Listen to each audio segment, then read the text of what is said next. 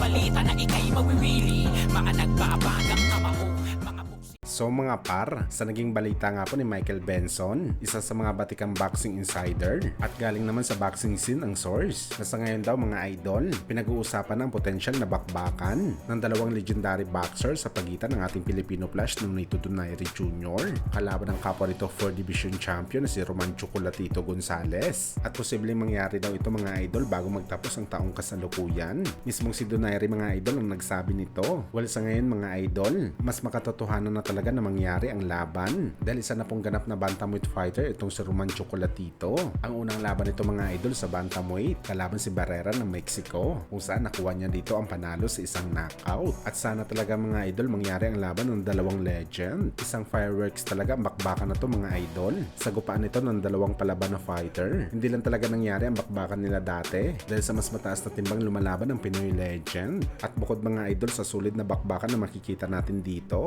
isang legendary status talaga nakataya sa laban. Sa mga hindi po nakakaalam mga idol, maliban kasi sa isa pa nating pambato na si Donnie Ahas Nietes, na isang legendary boxer din at 4 Division Champion, si Donaire at Chocolatito na lang po mga idol ang natitira na masasabi natin na mayroong legendary status sa mababang division. Kaya kung sinong mananalo dito mga idol, malamang kilalanin na number 1 best fighter sa history ng lower class. Mas matibay pa ito mga idol sa world title fight na nakataya sa bakbakan. Kasing tibay nito mga idol ang history making ni Manny Pacquiao sa naging laban nito kontra kay Keith Thurman, kung saan naging ganap ito na kampiyon sa edad na 40 anyos. Kaya abangan natin ang update sa posibleng laban ni Donaire at Chocolatito mga idol. At para sa atin, malaki talaga ang tsansa ni Flash dito na may isama si Chocolatito sa kanyang mga tinalo sa kanyang kartada dahil nasa kanyang advantage sa haba at tangkad sa bakbakan.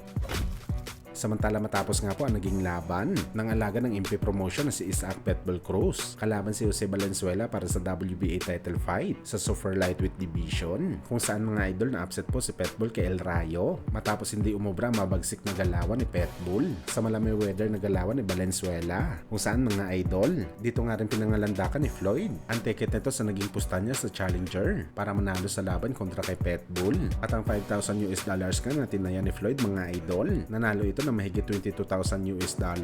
At kapag kinonvert natin ito mga idol sa pera natin sa peso, halos 1.3 million pesos ang naging panalo ni Floyd. Kaya pumaldo talaga mga idol si Mayweather kay Pitbull. Well, matagal na nga mga idol na hindi talaga gusto ni Mayweather si Pitbull. Simula nang pinahirapan nito ang kanyang dating alaga na si Gervonta Davis sa bakbakan. Pero malamang mga idol, ang tunay na rason bakit tumalpak si Mayweather kontra kay Pitbull dahil tiyanta nito easy work lang talunin si Pitbull sa mga kagaya na boxer ni Valenzuela na isang mahusay na technical boxer at may lakas din sa kanyang mga kamao sa bakbakan. At isa pa mga idol, ito talagang gusto na kalaban ni Floyd ng mga fighter, ang katulad ni Pitbull na may isang galaw lang daw sa bakbakan, yung hindi ka lang dumikit sa Meksikano at magpatama sa kanyang kanan dahil ito talagang pamatay na arsenal ng dating Mexican champion.